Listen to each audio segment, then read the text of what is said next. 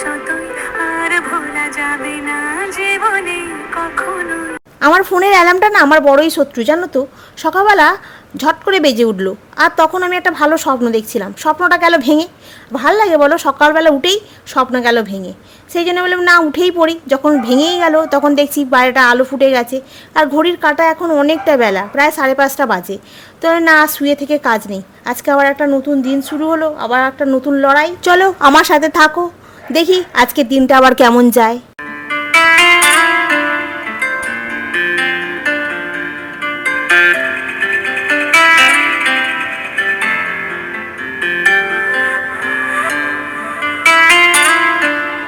এই এক্সারসাইজটা এখন আমি রেগুলার সকালবেলা করার চেষ্টা করছি, জানো তো।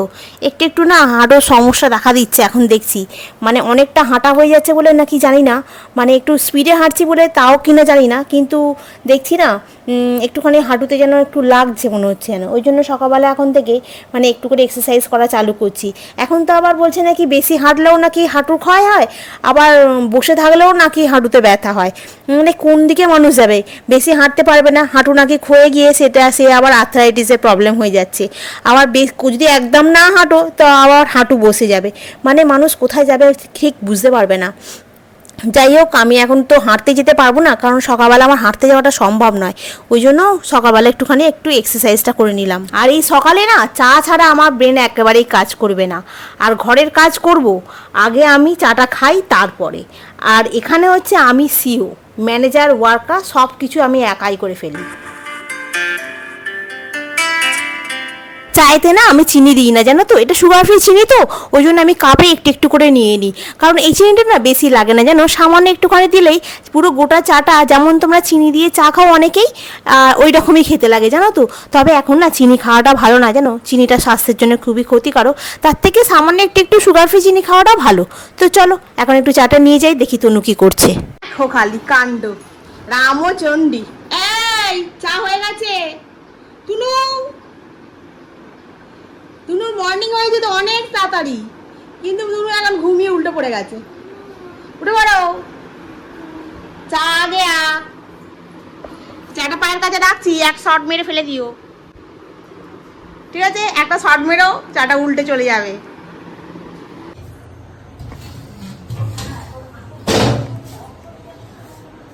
গাছে একটু জল দিয়ে আসি, তনুর জন্য একটু তেল গরম করেছি, তনুকে মাখাবো। আর তনু ওখানে চুপ করে নিচে বসে পড়েছে অলরেডি। মানে দাঁড়া, তেলটা গরম হয়েছে, একটু ঠান্ডা হোক, তারপর আমি তোকে মাখিয়ে দিচ্ছি।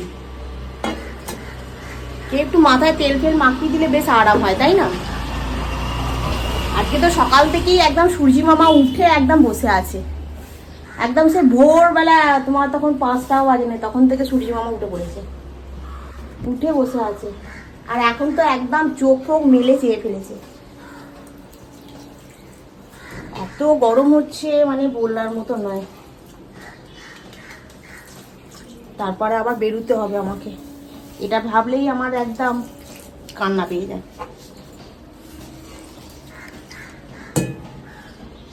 এটুকু জায়গার মধ্যে হবে না, সরাতে হবে এটাকে। এই দিকটাতে সরিয়ে দিয়েছিলাম কালকে এইটাকে, কারণ কি কালকে না যদি রাত্রিবেলা বৃষ্টি হয় সেই জন্য সরিয়ে দিয়েছিলাম এইভাবে, না যদি বৃষ্টিতে ঝাপটায় ভিজে যাবে। আর কালকে চান টান করে উঠে তারপরে খেয়ে দিয়ে শুকনো করতে দিয়েছিলাম, তো তখন 3টে 3:30 বাজে। ওই জন্য আমি বলি তো ভালো শুকনো হয়নি, তো এক কাজ করি এই দিকটাতে সরিয়ে দিই, তাহলে যদি রাতে বৃষ্টি হয়, তাহলে ভিজে যাবে না। তাহলে তো রাতে তো বৃষ্টির কোনো গল্পই নেই। তবু কালকের দিনটা একটু দুপুরের দিকে বৃষ্টিটা হয়েছিল বলে সারাদিনটা একটু ঠান্ডা মতো ছিল, কিন্তু আজকে সকাল থেকে একদম দাবদাহ শুরু হয়ে গেছে। এই জন্য সকাল করে একটু গাছে জল দিয়ে নিই।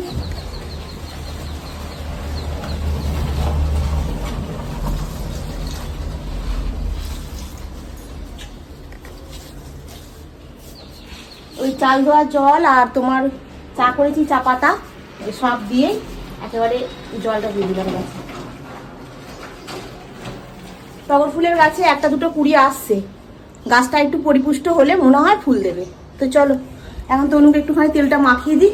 ভাতটা অলরেডি বসিয়ে দিয়েছি, কালকে থেকে হাঁড়ি এখন চায়ের বাসন সব পড়ে আছে, সেগুলো এখন আমাকে মাজতে হবে। আগে ওর মাথায় তেলটা মাখিয়ে দিয়ে আসি, দিয়েছে, তারপরে আনাজ কাটবো, তারপরে করবো। বললাম আমি যে তাড়াতাড়ি স্নান করে নেবো। ঠান্ডা হয়েছে? হ্যাঁ ঠান্ডা হয়ে গেছে।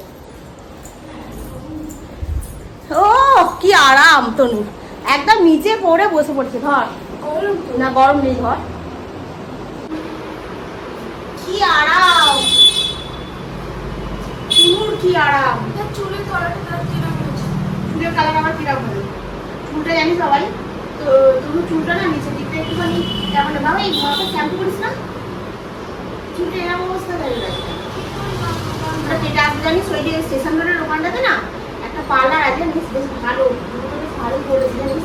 ওইখানে একবার যাও জানিস, চুলটা কাটতে, আমিও কাটবো, তুইও কাটবে।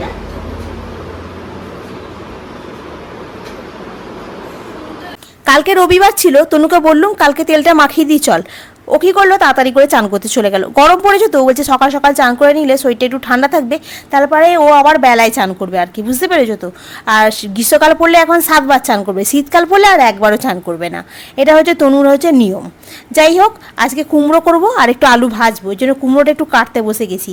আর কালকে রাত্রির থেকে ওই যে হাঁড়িটা পড়েছিল, গরম ছিল বলে আর মাজতে পারিনি। আর তার সাথে তো আজকে সকালবেলা চায়ের কাপ টাপ পড়েছে, সেগুলো সব মেজে ধুয়ে পরিষ্কার করে আর একটু গুছিয়ে রাখি। আবার তো তোমার রান্না হয়ে যাবে, আবার এক চোট বাসন পড়বে, সেই বাসনগুলো আবার মাজতে হবে। এই বাসনগুলো যদি না গুছিয়ে রাখি তাহলে ওই বাসনগুলো আবার তখন কোথায় রাখবো। আর আজকে অফিসে এই ড্রেসটা পরে যাব, ওই জন্য এখানে একটু গুছিয়ে রাখলাম। চান টান করে উঠে একটু তাড়াহুড়ো করি তো, তখন হাতের সামনে থাকলে বেশ সুবিধা হয়। আর রাত্রিবেলা আজকে একটুখানি তোমার ঘুগনি করবো, ওই জন্য একটু কড়াই ভিজিয়ে দিলাম। আর এখন আমি তনুর জন্য আর আমার জন্য একটুখানি তোমার ওই বাটার টোস্টই বানাচ্ছি। এটা না খুব তাড়াতাড়ি হয়ে যায়, আর কোনো ঝামেলা নেই তো, ওই জন্য এটা একটু বানিয়ে নিলে খুব সুবিধা হয়। তনু চান হয়ে গেছে সকাল সকাল গরমের ঠেলায়। আর তনু বলছে আকাশটা দেখ চকচক করছে। আজকে রান্নাঘরে লাইট জ্বালাইনি, দেখ রান্নাঘরটা দেখ একবার। সূর্যের থেকে বড় লাইট আছে কিছু? হ্যাঁ যাও খেয়ে নাও। সূর্যের থেকে বড় লাইট, হ্যাঁ তাহলে আর আমাকে বাঁচতে হবে না, আমরা সবাই মরে যাবো করে। তনু বলছে সূর্যি মামা যদি রান্নাঘরে চলে আসতো তাহলে কেমন হতো। আমি বলছি হ্যাঁ, তাহলে আর আমাদের বেঁচে থাকতে হবে না, এমনি গরমে সহ্য করতে পারছি না, উফ আ করতে করতে দম শেষ হয়ে যাচ্ছে। রান্নাই হয়েছে আমাদের আলু ভাজা, আলুটা এর মধ্যে দিয়ে দিয়েছিলাম না, ওই কুমড়ো ভেজেছি ওই তেলে দিয়ে দিয়েছি, ওই জন্য আলুটা এরকম মানে ডিজাইনটা এরকম হয়ে গেছে, কালারটা। আর এই যে কুমড়োর ভর্তা। কি বললি? জল এসে গেছে সকাল করে? হ্যাঁ আজ পরিচয় থেকে না।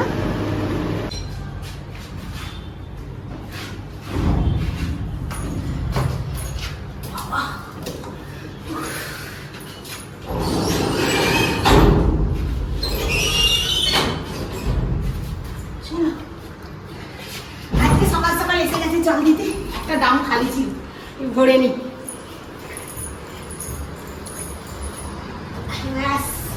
চারটে দাম ভরতে, একটা দাম ঢালতে হবে।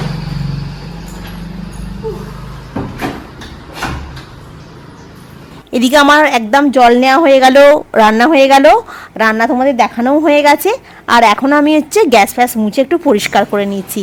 আর কালকের ভিডিওটাতে আমাকে কমেন্টে জানিয়েছিল শুভ্রা যে রেসিপিটা আর একদিন দেখিও। আবার যেদিনকে মোমো বানাবো সেদিনকে তোমাদের মোমো রেসিপিটা একবার শেয়ার করে দেবো। মিতুল লাহিড়ী বলেছো খুব ভালো লাগলো, নুপুর ঘোষ বলেছো টক ঝাল মিষ্টি আচারের মতো ভিডিওটা খুব ভালো লাগছে। থ্যাংক ইউ গো, তোমাদের কথাগুলো শুনতে আমারও খুব ভালো লাগে, তোমাদের কমেন্টগুলো পেয়ে আমিও খুব মোটিভেট হই জানো তো। আর তোমাদের জন্যই তো আমি ভিডিও বানাই, তোমরা যখন কমেন্ট করে বলো তখন দিনের শেষে এই কমেন্টগুলো পড়তে আমার খুব ভালো লাগে, তার সাথে তোমাদের রিপ্লাই দিতেও খুব ভালো লাগে। ওম নমঃ শিবায়, ওম নমঃ শিবায়।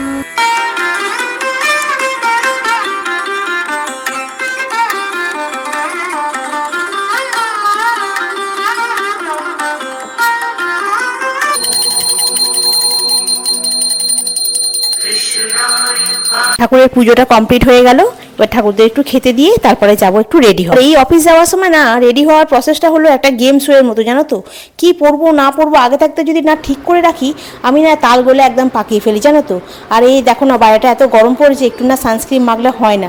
আজকে আবার কানেরটা পরতে গিয়ে এক অশান্তি, কানেরটা পাথরটা উঠে গেল, আবার ওটাকে পাল্টে আবার একটা পরলাম। আর এই যে তনুবুড়ি এই পাশে দাঁড়িয়ে দাঁড়িয়ে একটার পর একটা বলেই যাচ্ছে। আর আমার তত বেশি হাসি পেয়ে যাচ্ছে, এবারে হাসবো নাকি আমি রেডি হব। আর আমি লিপস্টিক লিপস্টিকটা পরছি ও একটার পর একটা বলছে। আর বাইরেটা দেখো না এত রোদ্দুর, কি বলবো, মুখে তো মাস্ক ফাস্ক বেঁধে নিয়েছি, আজকে ট্রেনও খুব লেট জানো তো। চলো এখন আসি, আবার সন্ধ্যাবেলা দেখা হবে। সন্ধ্যাবেলা বাড়িতে এসে তুমি একটু চা করলো, চাটা বসে বসে একটু খেলাম, আর ওর সাথে খেতে খেতে তো নানান রকমের গল্প। ও হচ্ছে একটা কুইজ মাস্টার জানো তো, প্রশ্ন আছে কিন্তু তার অ্যান্সার নেই। আর সকালে তো কড়াইটা ভিজিয়ে গেছিলাম, এখন একটু ঘুগনি বানাবো, ঘুগনি আর রুটি হবে। আর আম তো আছেই, আর আমার না জানো তো আম হলেই রুটি বলো ভাত হলো তাই বলো সব খাওয়া হয়ে যাবে, মানে তরকারিপত্র আমার লাগে না জানো তো, আম আমি খুব ভালোবাসি। এই দেখো একটা কাণ্ড দেখে বুঝতে পারছো, দেখো হকিংসটা বসানো কিন্তু গ্যাস জ্বলছে না। আমার আর কি মাথায় নেই, আমি সিলিন্ডারটা অফ করে দিয়েছি। তুমি চা করেছিল তখন বাসন মাজছিলাম, সিলিন্ডারটা অফ করে রেখে দিয়েছি, তারপরে আমি লাইটার মেরে দিয়েছি, দিয়ে হকিংসটা বসিয়ে দিয়েছি, কিন্তু গ্যাস জ্বলেনি। আমি বলছি এ বাবা কি হলো রে বাবা এটা আবার। তারপরে আবার তাকে জ্বালালাম, জ্বালিয়ে হকিংসের মধ্যে একটুখানি কড়াইটাকে সেদ্ধ করলাম। কড়াইটা বেশ ভালো সেদ্ধ হয়ে গেছে জানো, একদম বেশ গোলের মতো যেমন সেই তোমার বিক্রি হয় না, সেই মেলায় ফেলায় বিক্রি হয়, ট্রেনে বিক্রি হয়, ওই রকম হয়েছে। আজকে এই ঘুগনি হয়েছে, আম কেটে নিয়েছি, শশাটা দেখো না অনেকদিন ধরে ফ্রিজে পড়েছিল, দেখতেও পাইনি চোখেতে, কেমন একটা হয়ে গেছে, তার সঙ্গে পেঁয়াজ। আর এই ঘুগনিটা রয়ে গেল, এটা একটু চাপা দিয়ে এতে তুলে রাখবো একটু ঠান্ডা হয়ে গেলে। আর ঘুগনিটা খেতে খুব সুন্দর হয়েছিল জানো। নিয়ে যা।